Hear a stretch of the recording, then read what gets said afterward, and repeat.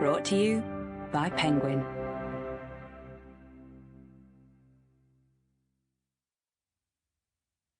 The Time Traveller's Guide to Regency Britain, written and read by Ian Mortimer.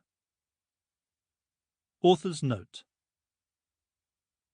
This book is about the island of Great Britain, England, Wales and Scotland, between 1789 and 1830. I refer to the whole of this period as the Regency, in line with most other historians, literary critics and antiques experts. Readers should be aware, however, that the official Regency lasted only from 1811 to 1820, when Prince George ruled instead of his mentally ill father, King George III. The starting date for this longer Regency is set by two factors. First, the Prince's interim rule was initially proposed in Parliament in February 1789, and although on that occasion his father recovered his senses, the Prince was thereafter the regent in waiting in case the king fell ill again. Of course, his influence only grew when he succeeded to the throne as King George IV in 1820. The second reason to begin in 1789 is that the French Revolution broke out in the summer of that year, raising profound questions about constitutional reform in Britain as well as on the continent. As for the end of the period, this is also marked by the question of reform. George IV hated the very idea of constitutional change, largely as a result of the fate of the French royal family. He thus did all he could to thwart it. It was only after his death that the government of the day was free to draft the much-needed reform bill and set about tackling some of the social issues raised by the French Revolution. Hence the terminal point of the period is set by the King's death on the 26th of June, 1830. Introduction. On Thursday, the 28th of January, 1790, the Reverend Thomas Puddicombe brushed the dirt from his hands and returned to his vicarage in the village of Branscombe on the South Devon coast. The ceremony at which he had just officiated was, in many ways, a routine one.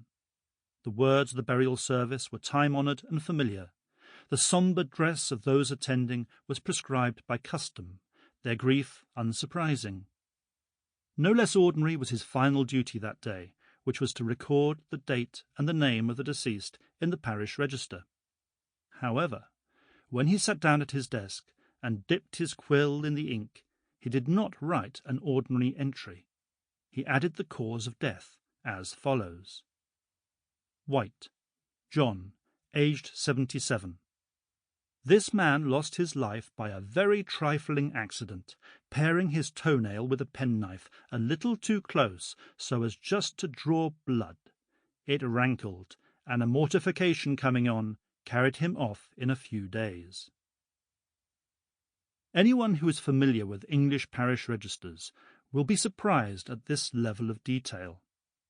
But Mr. Puddicombe often wrote something about the manner of his parishioners' deaths. After Joseph Hook, the 13-year-old son of a local farmer, met with an accident in 1803, the vicar felt obliged to record that the lad was run away with by a spirited horse, fell at the corner of the lane by Hangman's Stone, was dragged the distance of half a mile, and found dead in the lane a little way above Higher Watercombe.